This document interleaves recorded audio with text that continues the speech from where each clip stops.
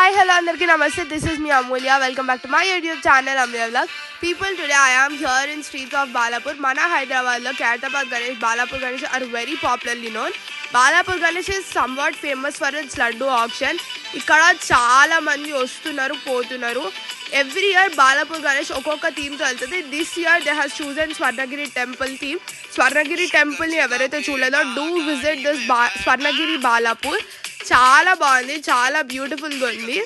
Exact అదే setup ఉంది అనమాట. నాకైతే చాలా నచ్చింది గైస్.